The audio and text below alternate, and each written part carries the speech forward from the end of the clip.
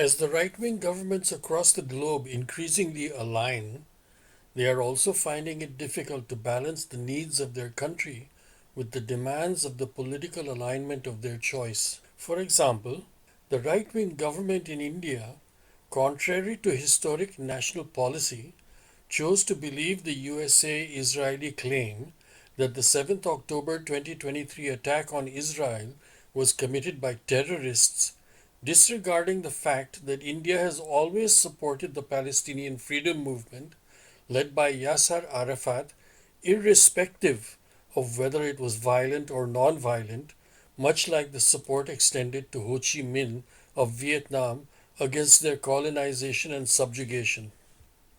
India's indecision, as seen by the voting pattern in the United Nations, indicates the Indian government's quandary when it strongly desires to reap the economic benefits of this new political partnership, while it allows country values to take second place to that of an immoral, valueless alliance dominated by powerful partners who continue to enforce their colonial agenda.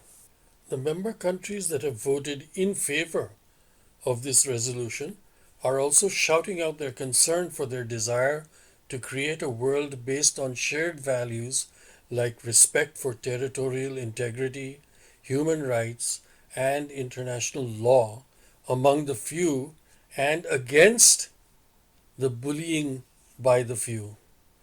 On reviewing the list of member countries who voted against the resolution, except for Israel and the United States, against whom the resolution is aimed, one wonders why they would make such a decision unless ethnic cleansing, genocide, and the abuse of human rights are embedded in their constitutions. Member countries who have abstained from voting for the resolution have in large part refused to recognize the demands of their citizens to stop the genocide of the Palestinians by Israel and its allies. This is a typical right-wing authoritarian-based decision that seeks to benefit the ruling party, its allies, and supporters. I am truly surprised to see many Western countries have abstained from voting for this resolution.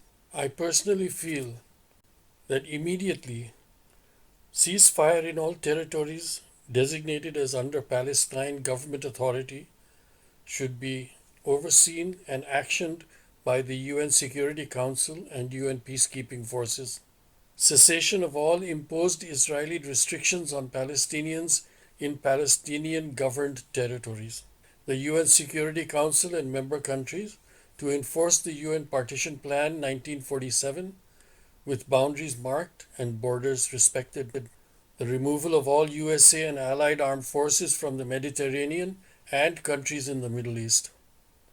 And by July 6, 2024, or before, to coincide with the Islamic New Year, all illegal settlements in the Palestinian territories are to be evacuated under the oversight of the UN peacekeeping forces, with the Israeli government to resettle its deported citizens within its own designated territory.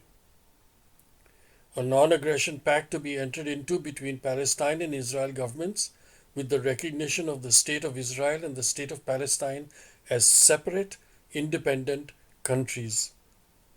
Embassies are to be opened in each country's capital.